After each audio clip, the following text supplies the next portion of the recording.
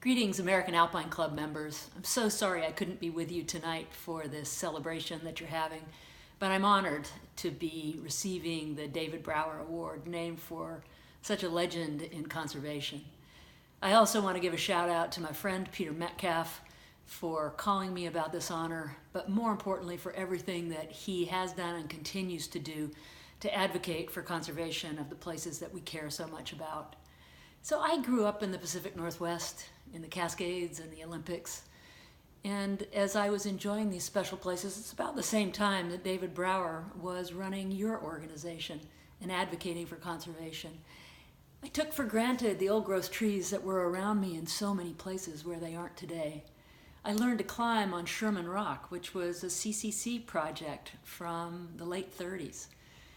I did my first big rock climbs in the Pashastan Pinnacles, which would not be there for climbers today if it wasn't for conservation actions of organizations like the Trust for Public Land and others.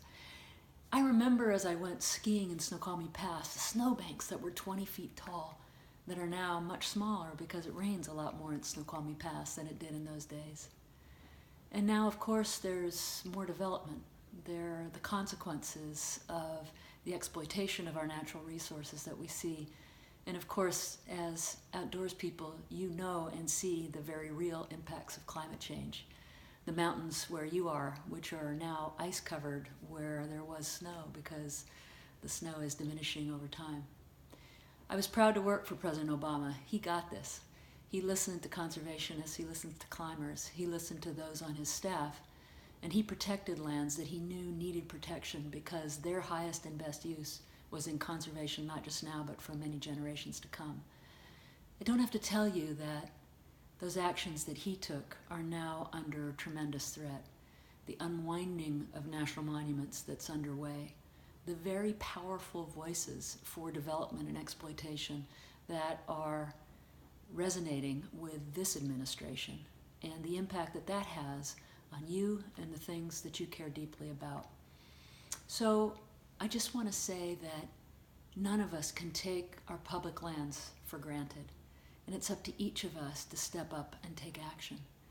One of the phrases I learned when I was running REI as I was going to Washington, D.C. to make the case for public lands was, if you're not at the table, you're on the menu. And I want to tell you, there are people at the table that don't have the same agenda that you do. And if you don't get to that table, the consequences of the things that you care deeply about will be very, very significant. So I encourage you to get engaged. I'll also say that you can do it in small ways as well. When you go climbing or into the outdoors and you go in those gateway communities, fill up your car with gas, buy your food there, stay in a local motel. Help the locals understand that their economy can be dependent on an area that is beautiful, and they can keep it beautiful, not by exploiting it, but by welcoming people like you into the great outdoors because of the way you support their communities.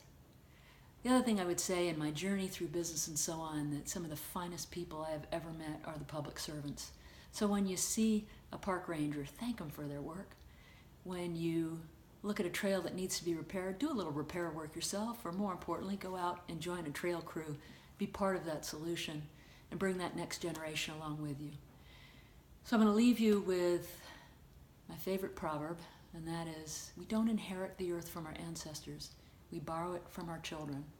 So the next time you're up on that mountaintop, you've made that climb, you're looking out at the beautiful world around you in the solitude, I want you to drink that in and say, what can I do to make a difference so that this will be here for generations to come? So again, thank you for this great award, and I wish you a very, very successful conference together. Thanks.